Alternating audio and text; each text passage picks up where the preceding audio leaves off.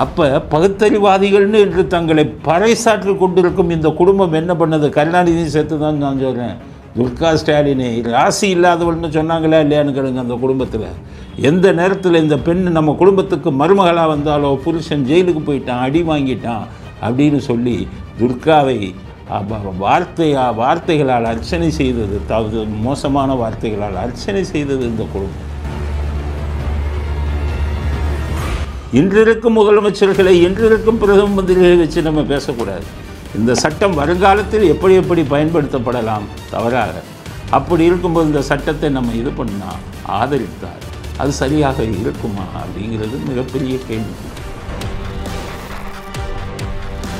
அப்பா என்ன அயோக்கியத்தனம் பண்ணாரோ அதை அவர் பண்ணுவார். அப்பா நல்லதே பண்ணாதனால இவரும் நல்லதே பண்ணலை. அதனால் இதுக்கு அவங்க அப்பாவை தான் குற்றம் சாட்டணும். இவர் ஏதாவது கெடுதல் பண்ணாலும் அவங்க அப்பாவை தான் குற்றம் சாட்டணும். இவர் நல்லது செய்யலைனாலும் அவங்க அப்பாவை தான் குற்றம் சாட்டணும். காரணம் அவருடைய ஜீன் தானே.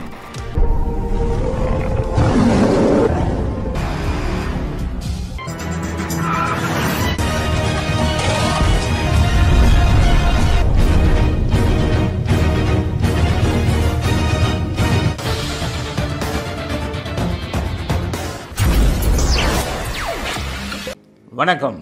இன்றைய அரசியல் ஆடுகளத்தில் நாம் பார்க்க போகும் செய்திகள் என்ன அப்படிங்கிறத பற்றிய அரசியல் அலசலை தற்போது பார்க்கலாம். முதல் அரசியல் அலசல், ஸ்டாலினுக்கு இன்றைக்கி திருமண நாளாம். எல்லாருக்கும் திருமண நாள் வரும். ஆனால் பிறந்த நாள் எல்லாம் கொண்டாடுவாங்க, வாழ்த்துக்கள் பிறந்த நாளைக்கு சொல்லுவாங்க. திருமண நாள்னால் ஃபேமிலி மெம்பர், அவங்க குடும்பத்தில் அக்கம் பக்கம் இருக்கிறவங்க மட்டும் சொல்லுவாங்க. பிறந்த நாள் மாதிரி திருமண நாளை கொண்டாடின தலைவர்களை இதுவரை நான் பார்த்ததே இல்லை. அண்ணாதுரை அண்ணாதுரை முதல்வராக இருந்தார். அண்ணாதுரைக்கெல்லாம் திருமண நாள் கொண்டாடினதாக கேள்விப்பட்டதே இல்லை. இவங்க அப்பா கருணாநிதியும் இருந்தார். அவருக்கு 1 கிடையாது, 2 3, எந்த 3க்கும் பிறந்த திருமண நாள் வாழ்த்து சொன்னது கேள்விப்பட்டதே கிடையாது. அதுக்கடுத்தது எம்ஜிஆர் இருந்தார். யாருக்குமே.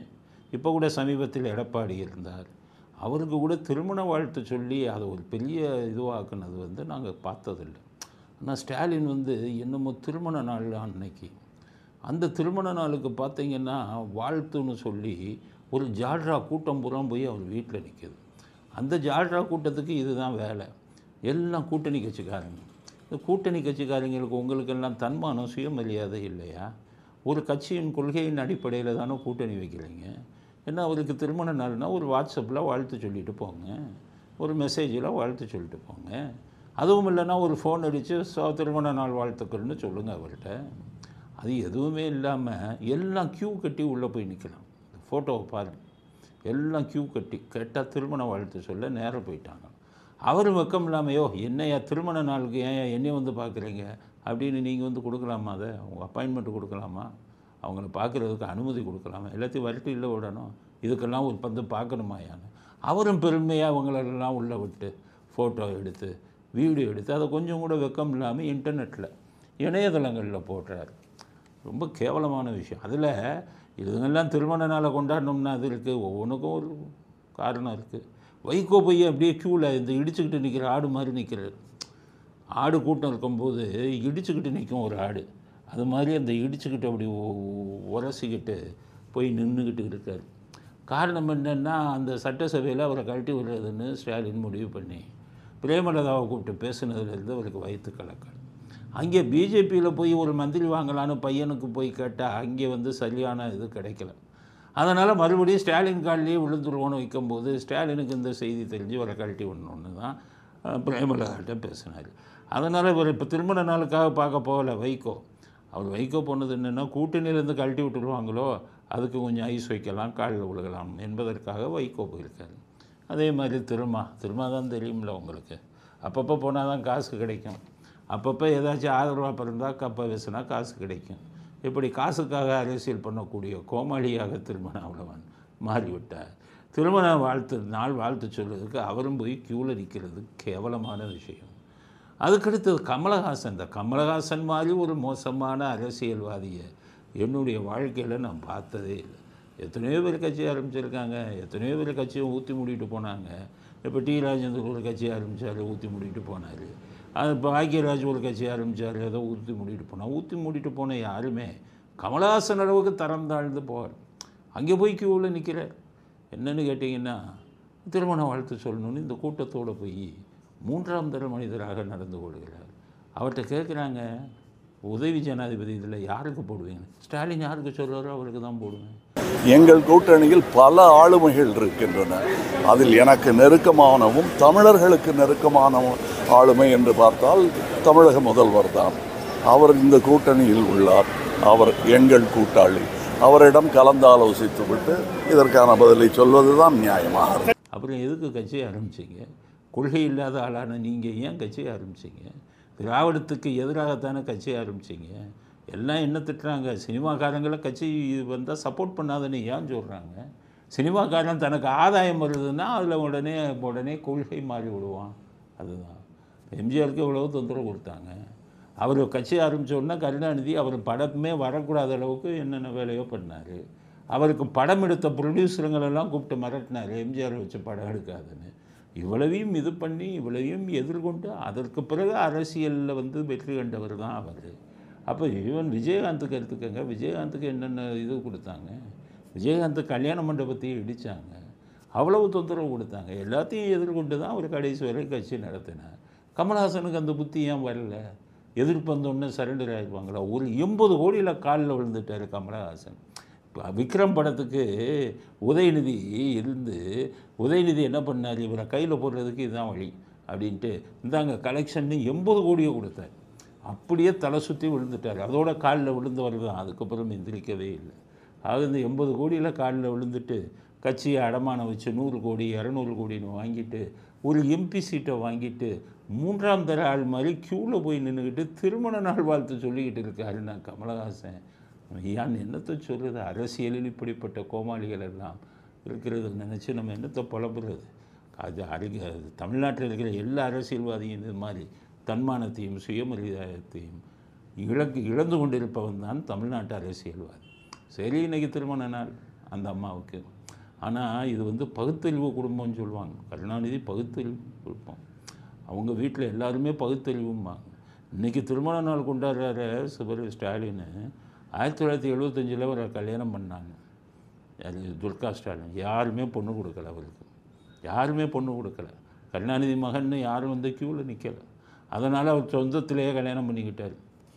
அது சொந்தத்திலேயே கல்யாணம் பண்ண உடனே கல்யாணம் முடிஞ்ச 5 மாதத்தில் ஸ்டாலினை கைது பண்ணி இதில் மிஸ்ஸால் கொண்டு போய் அடி உதச்சி கைகாலை உடைச்சாங்க.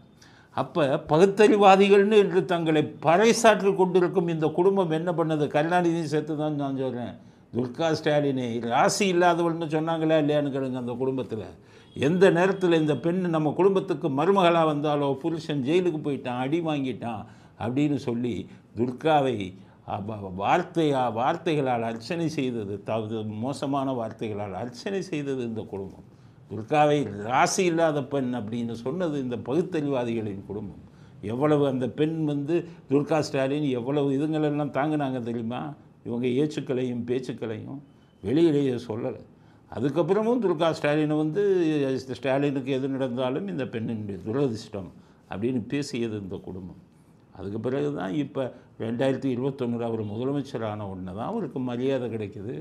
அவர் வெளியில் அவரை பெருசாக கொண்டு வராங்க. அதுவரை அதிர்ஷ்டமில்லாத பெண் என்று பறைசாற்றியது தான் இந்த திராவிட முன்னேற்ற கழகத்தின் குடும்பம். கருணாநிதி என்னென்ன பேசுவார், பகுத்தறிவு. அவர் வாயால் அதிர்ஷ்டம் இல்லாதவர்னு சொன்னாரா இல்லையாங்கிறத ஸ்டாலின்கிட்ட கேளுங்க. பகுத்தறிவாதியே இந்த பொண்ணை கட்டினோடனே என் பையன் சிறைக்கு ஜெயிலுக்கு போயிட்டான், அடி வாங்கினான் அப்படின்னு சொன்ன காலம் உண்டு. அதனால் திருமண நாள் கொண்டாடுகிறார் ஸ்டாலின். வாழ்த்துக்கள்லாம் நம்ம சொல்ல வேண்டியதில்லை, சொல்லவும் கூடாது. ஏன் கூடாதுன்னா இதெல்லாம் சாதாரணமான ஒரு விஷயம். வாழ்த்து சொல்லும் அளவுக்கு, நாடே வாழ்த்து சொல்லும் அளவுக்கு ஒரு பெரிய விஷயம் அல்ல. அதனால் ஸ்டாலின்ட்டு சொல்கிறேன், அடுத்த திருமண நாளையாவது ரகசியமாக கொண்டாடுங்க. எவராச்சும் இந்த ஜாட்ராக்கள் உங்களை பார்த்தா அந்த ஃபோட்டோ எடுத்து இன்டர்நெட்டில் போடாதீங்க, ஃபோட்டோ எடுத்து உங்கள் வீட்டிலே வச்சுக்கோங்க. இந்த மாதிரி இதெல்லாம் பண்ணாதீங்க அப்படிங்கிறது அடுத்த கட்ட கருத்து. அடுத்து ஸ்டாலின் ஒரு இது சொல்லியிருக்கார், இன்று கருப்பு நாள்னு இருக்கார். இன்றைக்கி அவர் திருமண நாள். என்னடா திருமண நாளை போய் கருப்பு நாள்னு சொல்கிறாருன்னு ஒன்றுமே ஓடல, அவசகுணமாக பேசுகிறாரு அப்படின்னு. அப்புறம் பார்த்தா இவன் ஏன் கருப்பு நாள்னு சொல்கிறாருன்னா அந்த இதில் மசோதா வருதான் அன்னைக்கு மத்திய அரசாங்கம்.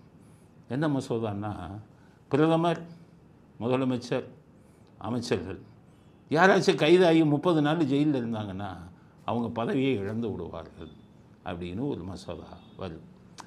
நம்ம இந்த மசோதாவில் சட்ட பிரச்சனைப்படி தான் நான் பார்ப்பேன். இங்கே அரசியல் எனக்கு ஒத்து வராது.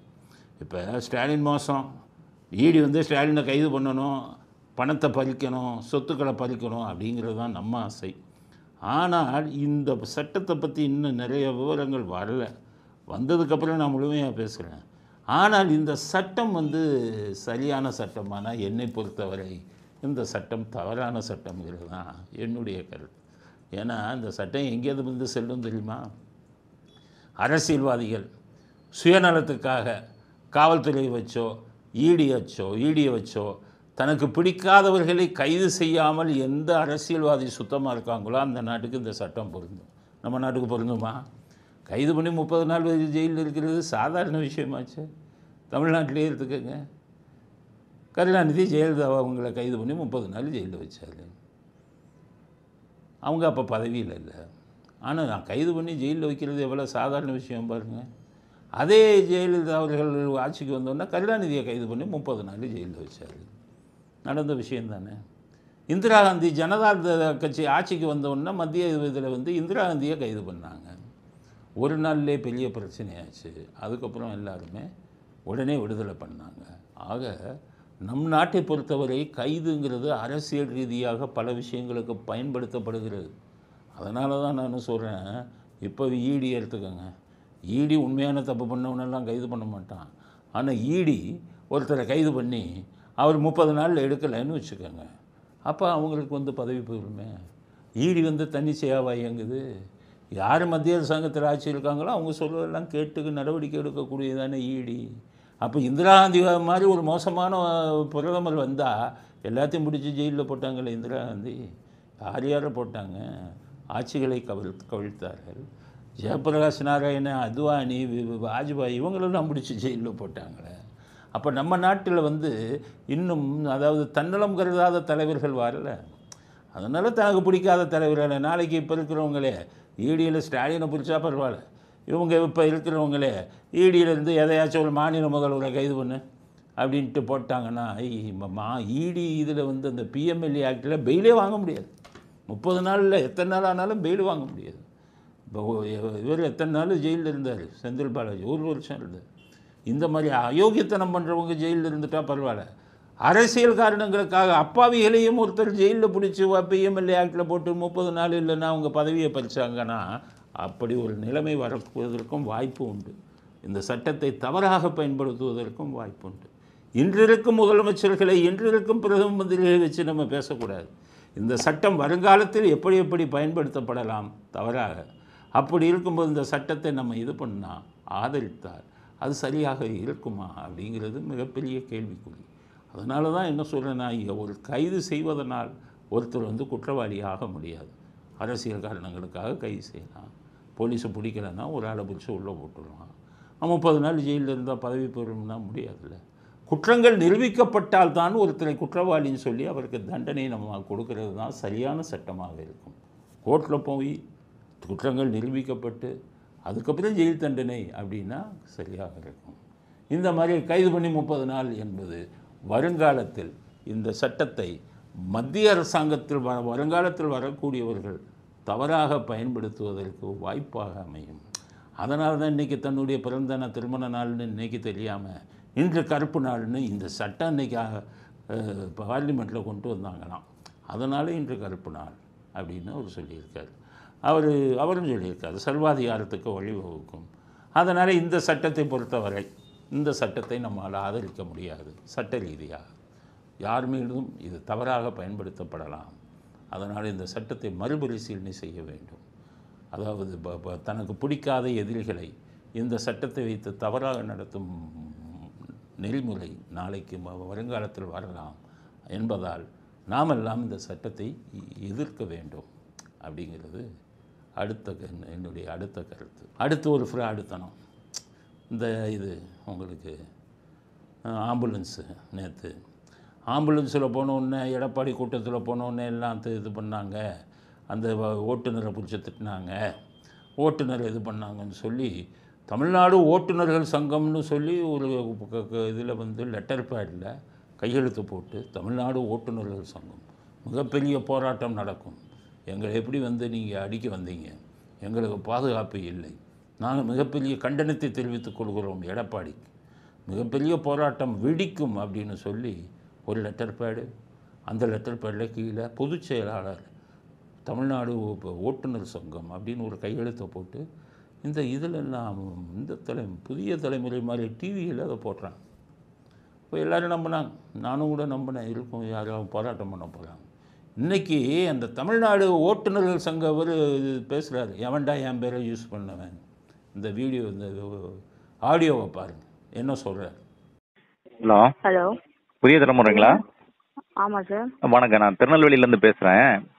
என்னோட பேர் பிபின். நான் வந்து ஆம்புலன்ஸ் அசோசியேஷனில் ஸ்டேட் பிரசிடண்டாக இருக்கிறேங்க. சரி சரி. அதாவது நான் ஒரு லெட்டர் பேடு கொடுத்ததா சொல்லி நீங்கள் நியூஸில் விசிபிள் பண்ணிட்டு இருக்கிறீங்க. ஓகே. அதாவது இந்த நேற்று இந்த இபிஎஸ் இது நடந்தது பார்த்தீங்களா, அதில் கண்டனம் தெரிவிச்சு சொல்லி நான் கொடுக்கவே இல்லைங்க, யார் கொடுத்தா சொல்லி போடுறீங்க நீங்கள், என்னோட பேர் அதில் யூஸ் ஆகிருக்குது.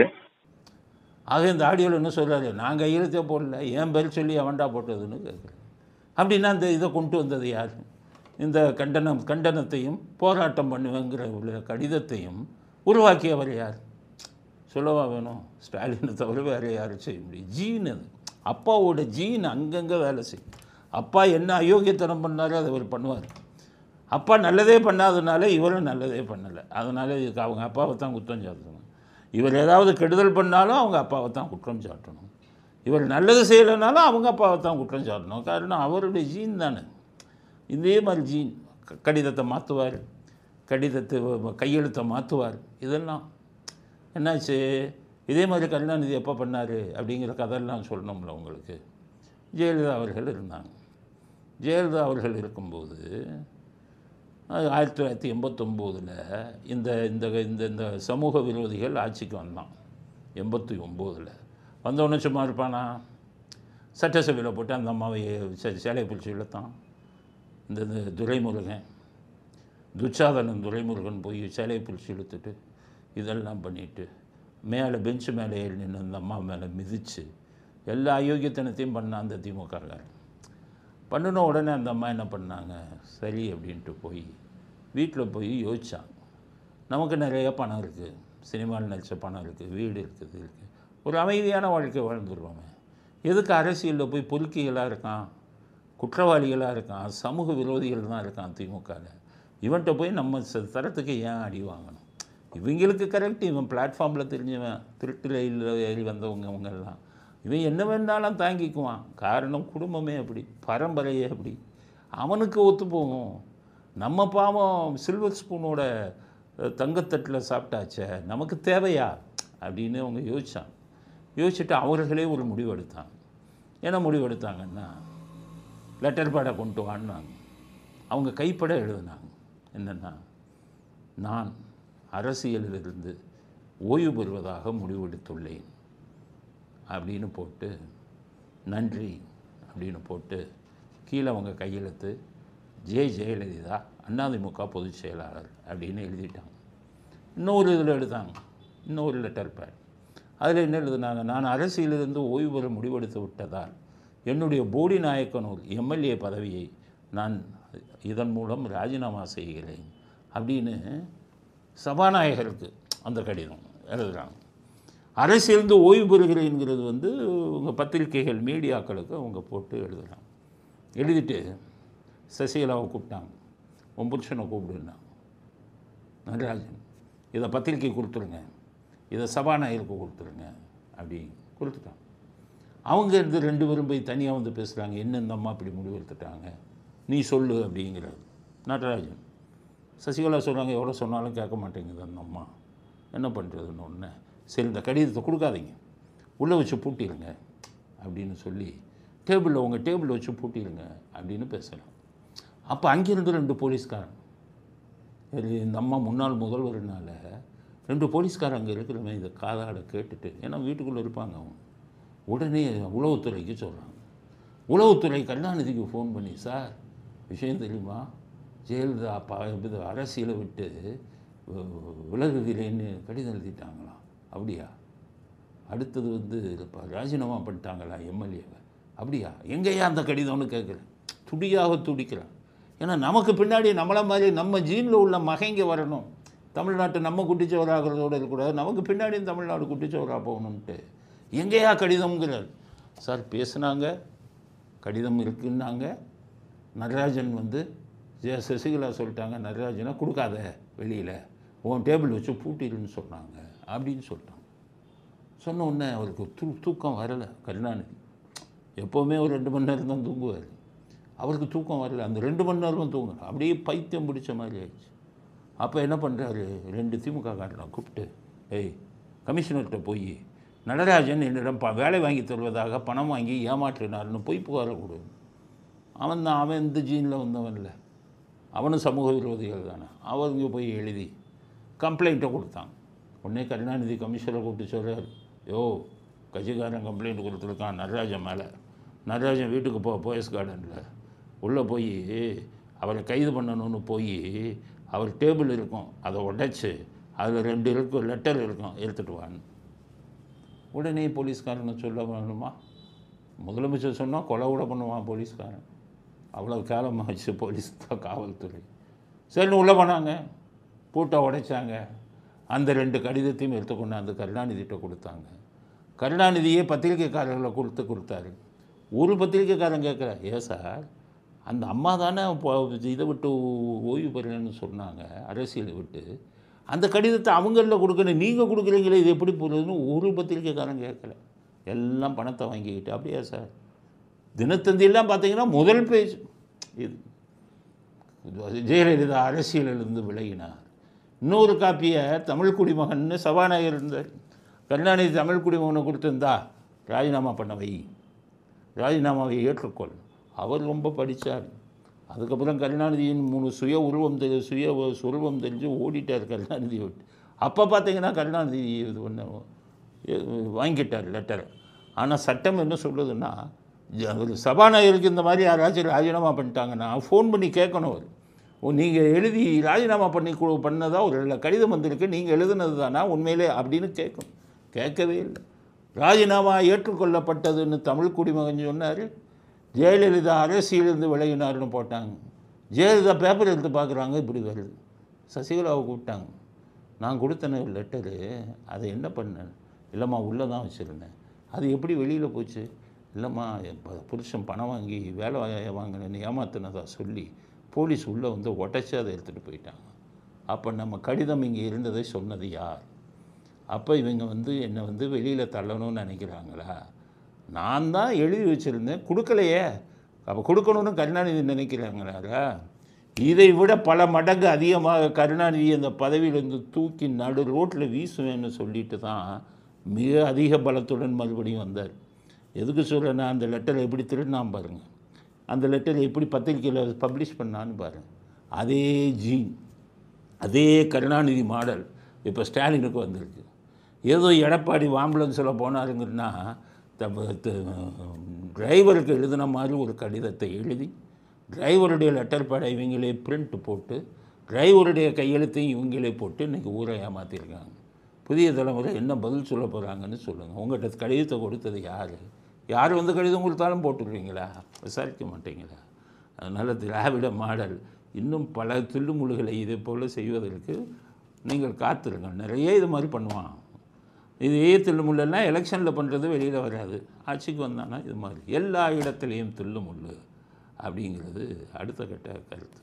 அடுத்தது விஜய் மாநாடு மதுரையில் நடத்த விடாமல் இருக்கிறதுக்கு என்னென்ன தில்லுமுள்ளு பண்ணணுமோ அத்தனையும் ஸ்டாலின் பண்ணிக்கிட்டு இருக்கார். விஜய் என்ன பண்ணியிருக்காரு, 1.5 லட்சம் பேர் இதுக்கு வருவாங்கன்ட்டு 1.5 லட்சம் சேர் ஆர்டர் கொடுத்துருக்காரு. வர்றவங்க உட்கார 1.5 லட்சம் சேர் 4-5 ஒப்பந்ததாரரை கூப்பிட்டாங்க. எல்லாம் கையெழுத்து போட்டான். நாங்கள் சப்ளை பண்ணுறோம். 5 பேர் கான்ட்ராக்டர் அது கொடுத்துட்டார். கான்ட்ராக்டுக்கு எல்லாம் கையெழுத்து போட்டான். நெருக்கின உடனே இவன் பார்த்தார், ஸ்டாலினுக்கு நியூஸ் போச்சு. என்ன 1.5 லட்சம் பேர் சார் ஆர்டர் கொடுத்துட்டாரு. அந்த 1.5 லட்சம் பேர் கொடுத்த ஆர்டர் யார் எடுத்தா? 5 கான்ட்ராக்டருங்க சார். அவனை பூரா கூப்பிட்டு கொலை மிரட்டல் விடுன்ட்டு. எல்லாம் ஃபோன் பண்ணி கொலை மிரட்டல் விட்டான். சேரை கொடுத்த நீ உயிரோடு இருக்க மாட்டேன். அவன் பார்த்தான், என்னடா சேரை கொடுத்துக்கலான்னு பார்த்தா உயிரே போகிற மாதிரி இருக்கு. ஃபோன் மேலே ஃபோன் வருது, என்ன சார் செய்யணும்னா சேர் கொடுக்க மாட்டேன்னு சொல்லு அப்படின்னு. எவ்வளோ கீழ்த்தரமான அரசியல் பாரு. அவ்வளோ பேரும் 4 கான்ட்ராக்டர் ஓடியே போயிட்டான். ஃபோன் பண்ணால் எடுக்க மாட்டேங்கிறான். விஜய் ஆளுங்க கேட்குறாங்க, என்ன ஆச்சுன்னா, எனக்கு ஆளும் சேரும் வேணாம் பணமும் வேணாம், நீ ஆளை விடுங்க சார்னு ஓடிட்டோம். அப்புறம் என்னடா பண்ணுறதுன்னு சொல்லி கேரளாவில் போய் கேரளாவில் 1.5 லட்சம் ஷேருக்கு ஆர்டர் கொடுத்து அவருக்கு வந்து தப்பிச்சு 1.5 லட்சம் ஷேரை கொண்டு வந்துட்டாங்க கேரளாவில். இதை கொண்டு வந்த உடனே கொடிக்கம்பம் அப்படியே மேலே விழுகுது, ஒரு காரையே உடைச்சிச்சு.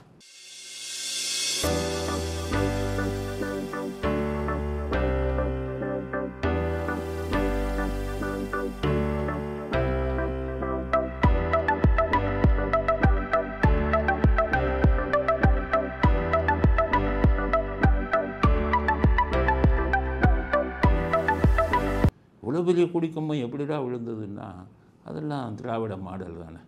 நைட்டாக போய் கொடிக்கம்புக்கு வெட்டு வச்சுட்டாங்க. கொடிக்கம்பு கேள். இப்போ இதோடு நின்றுன்னு நினைக்கிறீங்களா? விஜய்க்கு சொல்கிறேன், இதோடு நிறுத்த மாட்டான். உங்கள் மாநாடுக்கு என்னென்ன கெட்டது பண்ணுவோம். சமையலுக்கு கான்ட்ராக்ட் விட்டுருக்கீங்களா, கான்ட்ராக்டரை பூரா கடைசி நேரத்தில் ஓட வச்சிடும். உங்கள் சமையல் நடக்காது. அதனால் சமையலுக்கு கேரளாவிலேருந்து யாரையாச்சும் கூட்டிகிட்டு வாங்க. இங்கே தமிழ்நாட்டில் இருக்கிறவனை நம்பினீங்கன்னா அவன் போய் அவனை கை வச்சுக்கணும். தண்ணியெல்லாம் பார்த்து சமையல் பண்ணுறீங்கள, சாப்பாடு அதில் ஆட்களை வச்சு ஏதாச்சும் கலப்பான், ஜாக்கிரதையாக இருங்க. திராவிட மாடல் இதெல்லாம் செய்வான். தண்ணி குடிக்கிற தண்ணியில் கலப்பான். அதனால் வாட்டர் பேக் இருக்குல்ல, தண்ணீர் பொட்டலம், அதை மற்ற மாநிலத்திலேருந்து கொண்டு வாங்க, தமிழ்நாட்டில் பண்ணாதீங்க. இவன் தண்ணியில் கூட இதை கலப்பான். நீங்கள் வைக்கிற சமையல்லையும் எதையாச்சும் கலப்பான். இந்த கொடி விழுந்த மாதிரி இது மாதிரி பல விஷயங்கள் நடக்கும். லாரியிலையும் இதுலேயும் வர்றதா, பஸ்லேயும் நிறைய பேர்த்த பிடிச்சிருக்கீங்கல்ல, அட்வான்ஸ் கொடுத்துருக்கீங்கல்ல, கடைசி நேரத்தில் லாரிக்காரனையும் பஸ்ஸுக்காரனையும் போகாதன்னு மிரட்டுவான், கொலை செய்வாங்கம்மா. அதனால் உங்களுக்கு வர்ற கூட்டம் வராமல் போயிடும். லாரியும் பஸ்ஸையும் மதுரைக்கு வெளியிலேயே தடுத்து நிறுத்தி அங்கே இருக்கிறவனை இதுக்கு வரவிடாமல் விரட்டி அடிப்பார்கள் போலீஸை வச்சு. அதனால் லாரி பஸ்ஸெல்லாம் நீங்கள் ஒரு 10 கிலோமீட்டருக்கு முன்னாடி நிறுத்திட்டு எல்லாத்தையும் நடந்து வர சொல்லுங்கள். இல்லைன்னா கூட்டத்தை இதே மாதிரியே தடுப்பான். இது மாதிரி பல வழிகள். அங்கே அநியாய மக்கள் உங்களை கெடுக்கிறதுக்கு, உங்கள் மாநாட்டை தடுப்பதற்கு இந்த மாதிரி அயோக்கியத்தனம் நிறையா பண்ணுவாங்க. விஜய்க்கே சொல்கிறேன், நீங்கள் குடிக்கிற தண்ணியே ஜாக்கிரதையாக குடிங்க. உங்கள் வீட்டில் வேலைக்காரியை வேண்டிய ஆளை கொண்டு வந்து வைப்பான், தண்ணியில் விஷத்தை கலப்பான். நீங்கள் சாப்பிட்ற சாப்பாடை அதை கலப்பான். எம்ஜிஆர்லாம் கட்சி ஆரம்பித்த உடனே அவர் சாப்பாடையே சாப்பிட்றதுக்கு முன்னாடி பரிசோதனை செஞ்சுட்டு தான் சாப்பிட்டார். ஏன்னா விஷம் வைப்பார்கள்ங்கிறது அவருக்கு தெரியும். அதே நிலைமை விஜய்க்கும் அதே ஆபத்து இருக்குது. நீங்கள் சும்மா இந்த ராமசாமி இதெல்லாம் போல இந்த பூரா இந்த பரம்பரையில் வந்தவங்க கொலை செய்ய தயங்க மாட்டான். கொலையும் செய்வாள் பத்தினின்னு சொல்லி சித்தர் பாட்டல் இருக்குது. இவன் கொலையும் செய்வான் திமுக காரன். திராவிட மாடல் தான் புதியவர். அதெல்லாம் உங்களுக்கு தெரியாது. நீங்களும் பாதுகாப்பாக இருங்கள். சாப்பிட்றதுலேருந்து குடிக்கிற தண்ணி வர பாதுகாப்பாக இருங்க. உங்களுக்கு எங்கேருந்து பணம் வருதுங்கிறதெல்லாம் நியூஸ் எடுத்துக்கிட்டு இருக்கான். அந்த பணத்தை எல்லாம் எலெக்ஷன் டைமில் எப்படி தடுப்பதுங்கிறதுக்கு இப்போவே வேலை பார்த்துக்கிட்டு இருக்கான். ஸோ உங்களுக்கு வரக்கூடிய பணம் தடுக்கப்படும். நீங்கள் பிரச்சாரத்துக்கு இதுக்கெல்லாம் போகும்போது ஜாக்கிரதையாக இருக்கணும். பிரச்சாரத்தில் உங்களை தாக்குதல் பண்ணுறதுக்கெல்லாம் ஐடியா பண்ணுவாங்க. எது எப்படி இதெல்லாம் சரியாக சொல்லுன்னா, இதெல்லாம் எம்ஜிஆருக்கு நடந்தது. இதெல்லாம் எம்ஜிஆர் சமாளித்து வந்தார். அதனால் நீங்கள் தமிழ்நாட்டில் அரசியல் செய்கிறது சாதாரண விஷயம் இல்லை. இங்கே தான் அநியாயம் பண்ணுறவன், அக்கிரமம் பண்ணுறவன், ரவுடி இவங்க பூரா இருக்கான் திமுகக்காரன். அவன் எதை வேண்டுமானாலும் செய்வான். அதனால் விஜய் கூட்டத்தில் கொடிக்கம்பம் அருந்து விழுந்தது முதல் சேரு இப்போ ஆர்டர் கொடுத்த கான்ட்ராக்டர் ஓடினவரை எல்லாமே திராவிட மாடல் அவங்க செஞ்ச சதி. விஜய் மிகவும் ஜாக்கிரதையாக இருக்க வேண்டும் அப்படிங்கிறது அடுத்த கட்ட கருத்து. தீபா ஜெயலலிதா அவர்களின் அண்ணன் மகள், அவங்களுக்கு இன்கம் டேக்ஸ் நோட்டீஸ் கொடுத்துட்டோம். தீபாவுக்கு ஜெயலலிதா அவர்கள் 37 கோடி வருமான வரி பாக்கி கொடுக்கணும், அதை நீங்கள் தான் கட்டணும்னு நோட்டீஸ் கொடுத்துட்டோம். இந்த அம்மாவுக்கு ஒரே அதிர்ச்சி. குதிச்சுட்டு வக்கீல்களை போய் பிடிச்சிருக்காங்க. இது என்னங்க அநியாயம்? இது என்னங்க அக்கிரமம்? அந்த அம்மா சொல்கிறாங்க. என்னென்னா, எங்கள் அத்தை கடன் வச்சா நான் எப்படிங்க கொடுக்க முடியும் அப்படின்னு இருக்கான். உடனே வக்கீலுங்கெல்லாம் சேர்ந்து, கவலைப்படாதங்கம்மா, ஒரு 5 லட்சம் தள்ளுங்கம்மா, போய் ஸ்டே வாங்கிட்டு வந்துடுறேன்ட்டு சில லட்சங்களை வாங்கிட்டு ஹைகோர்ட்டில் போனான். ஸ்டே கொடுங்கன்னு. ஹைகோர்ட் இதெல்லாம் பார்க்கல. சரி, எடுத்தோன்னே ஸ்டே கொடுத்துட்டாங்க ஸ்டே. இப்போ அவங்க என்ன சொல்லிக்கிட்டு இருக்காங்க, நான் எப்படிங்க கட்ட முடியும்? அதை எப்படி சட்டம் என்ன சொல்லுதுன்னு தீபாவுக்கு தெரியணும்ல. அதாவது நம்முடைய அப்பா அம்மா இறந்துடுறாங்கன்னு வைங்க, அவங்க சொத்துக்குள்ளே பூரா யார் எடுத்துக்கிறோம்? வாரிசுகள் தானே எடுத்துக்கிறீங்க. அப்போ சட்டம் என்ன சொல்லுது? சொத்துக்களை மட்டும் எடுத்துக்கிறீங்க வாரிசா? அவங்க உங்கள் தாய் தந்தையில் வாங்கின கடனை நீங்கள் கொடுக்க மாட்டேன்னா எப்படி? சொத்துக்கள் எப்படி உங்களுக்கு சேருகிறதோ வாரிசுகள் என்ற முறையில், அதே மாதிரி தான் கடனும் உங்களுக்குத்தான் சேரும். Section 50 subsection 2 CPC civil procedure code அதுதான் சொல்லுது. ஆக உங்களுக்கு எவ்வளோ சொத்து இருந்ததோ அந்த அளவுக்கு கடன் இருந்ததுன்னா அதையும் நீங்கள் தான் செலுத்த வேண்டும்னு சட்டம் சொல்லுது. இப்போ எப்படின்னு பார்த்தீங்கன்னா, தீபாவுக்கு போயஸ் கார்டன் சொந்தமாக வந்துச்சு. போயஸ் கார்டன் 10 கிரவுண்டு, 10 கிரவுண்டோட இன்றைக்கி மதிப்பு 100 கோடி. அதுக்கப்புறம் ஜெயலலிதா அவர்களின் திராட்சை இதில் இருக்கக்கூடியது ஹைதராபாத்தில், இன்னும் பல சொத்துக்கள், இதெல்லாம் சேர்ந்தால் 200 கோடி 300 கோடி வரும். ஆனால் இன்கம் டேக்ஸ்காரர் 37 கோடி தானே கேட்குறான். ஜெயலலிதா கடனை நீ தான் கொடுக்கணும், சொத்தை மட்டும் 300 கோடி வாங்கிட்டேயே கேட்குறான். அது நீங்கள் கொடுத்து தான் ஆகணும். அதனால் தீபா அவர்கள் 37 கோடி ரெடியாக வச்சுக்கோங்க, வாங்காமல் விட மாட்டான். கொடுக்கலன்னா உங்கள் இதை சீல் வைப்பான், நீங்கள் இருக்கிற போயஸ் கார்டனை சீல் வைப்பான், அட்டாச் பண்ணுவான். அதனால் இப்போவே நீங்கள் இங்கே பாவமாக இருக்கவங்கள அங்கே மெயின்டெனன்ஸே உங்களுக்கு மாதம் லட்சக்கணக்கான பணம் வருது, வருமானம் சுத்தமாக கிடையாது. கூட இருக்கிற கணவர் எந்த நேரத்திலும் காலை வாருவார் அப்படிங்கிற பயத்தோடு இருக்காங்க. செலவு செய்ய பணம் இல்லை, போயஸ் கார்டனை மெயின்டைன் பண்ணுறதுக்கே பணம் இல்லை. இந்த இதில் 37 கோடி எப்படி கட்டுறதுன்னா, ஜெயலலிதா அவர்களின் மற்ற சொத்துக்களை விற்று தான் நீங்கள் கட்டணும். அதுதான் சட்டம் சொல்கிறது. அதனால் தீபா அவர்களுக்கு இன்கம் டேக்ஸ் அனுப்பின நோட்டீஸ் சட்டப்படி சரியான விஷயம். வாரிசுகள் இறந்தவர்களின் சொத்துக்களை அனுபவிக்கும் போது வாரிசுகள் அவர்களுடைய கடனையும் அவர்கள் தான் செலுத்த வேண்டும். எவ்வளவு சொத்து வந்திருக்கிறதோ அந்த அளவுக்கு உள்ள கடனை அவங்க செலுத்தணும். சொத்தை மீறி கடன் அதிகம் இருந்தால் நீங்கள் சொத்து எவ்வளோ வந்துச்சோ அவ்வளோக்கு தான் கட்டணும். நீங்கள் தான் 37 கோடி தானே கடன், நீங்கள் வாங்கினது 200 கோடி இல்லை. ஆனால் தீபாவுக்கு இன்கம் டேக்ஸ் அனுப்பிய நோட்டீஸ் சட்டப்படி சரியான விஷயம் அப்படிங்கிறது அடுத்த கட்ட கருத்து. இத்துடன் இன்றைய அரசியல் ஆடுகளம் நிறைவு பெறுகிறது. மீண்டும் நாளை புதிய செய்திகளுடன் உங்களை சந்திக்கிறோம். நன்றி, வணக்கம், ஜெய்.